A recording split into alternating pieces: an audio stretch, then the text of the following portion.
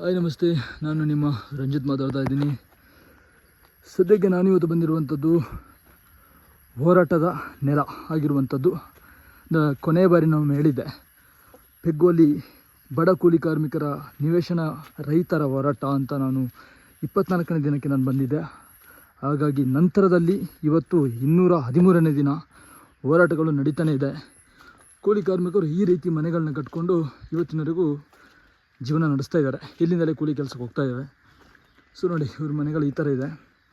ಈಗ ನನ್ನ ಒಂದು ಪ್ರಶ್ನೆ ಏನಪ್ಪ ಅಂದರೆ,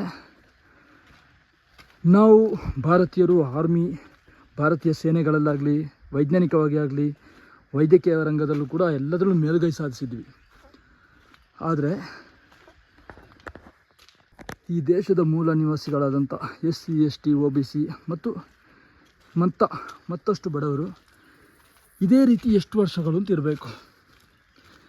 ಇವರಿಗೆ ಬೇಕಾಗಿರುವಂಥ ಸವಲತ್ತುಗಳನ್ನು ಕೊಡೋದು, ಇವರ ಅಭಿವೃದ್ಧಿಯನ್ನು ಮಾಡುವಂಥ ಕಾರ್ಯಗಳಿರುವಂಥದ್ದು ಸರ್ಕಾರಕ್ಕೆ. ಸೊ ಹಾಗಾಗಿ ನಾನೇನು ಹೇಳೋಕ್ಕೆ ಬರ್ತಾ ಇದ್ದೀನಿ ಅಂತಂದರೆ, ಸರ್ಕಾರಗಳಿಗೆ ಎಲ್ಲ ರೀತಿಯ ಜವಾಬ್ದಾರಿಗಳು ಕೂಡ ಇದ್ದಾವೆ. ಹಾಗಾಗಿ ಇಂಥ ಸಮಸ್ಯೆಗಳು ಇಲ್ಲೂ ಮಾತ್ರ ಅಲ್ಲ, ಇಡೀ ಭಾರತದಾದ್ಯಂತ ಇದೆ. ಇದನ್ನು ನೀವು ಜಾರಿ ಮಾಡಿದಾಗ ಮಾತ್ರ, ಇಂಥವರಿಗೆ ಒಂದು ನ್ಯಾಯಸಮ್ಮತ ಸಾಂವಿಧಾನಿಕ ಮಾನ್ಯತೆಯನ್ನು ಕೊಟ್ಟಾಗ ಮಾತ್ರ ಸಂವಿಧಾನಕ್ಕೊಂದು ಉತ್ತಮವಾದದ್ದು ಬೆಲೆ ಬರುತ್ತೆ. ನೀವು ಮಾಡಿದಂಥ ಕೆಲಸಗಳು ಕೂಡ ಅದ್ಭುತವಾಗಿರುತ್ತೆ, ಬೇರೆಲ್ಲ ರಂಗಗಳಲ್ಲೂ ಕೂಡ ಉನ್ನತವಾಗಿರುತ್ತೆ. ಒಬ್ಬ ಮನುಷ್ಯನ ಮೂಲಭೂತ ಕರ್ತವ್ಯಗಳನ್ನು ಮತ್ತು ಜವಾಬ್ದಾರಿಗಳನ್ನು, ಅವನಿಗೆ ಏನೇನು ಬೇಕು ಅನ್ನೋ ಸೌಲಭ್ಯಗಳನ್ನು ಕೂಡ ಒದಗಿಸೋದು ಕೂಡ ಸರ್ಕಾರದ ಮುಖ್ಯ ಕರ್ತವ್ಯ. ಹಾಗಾಗಿ ಅದನ್ನು ಮಾಡಬೇಕು. ಇದು ಮಾಡಿದಾಗ ಮಾತ್ರ ದೇಶ ಅಭಿವೃದ್ಧಿ ಆಗಲಿಕ್ಕೆ ಸಾಧ್ಯ.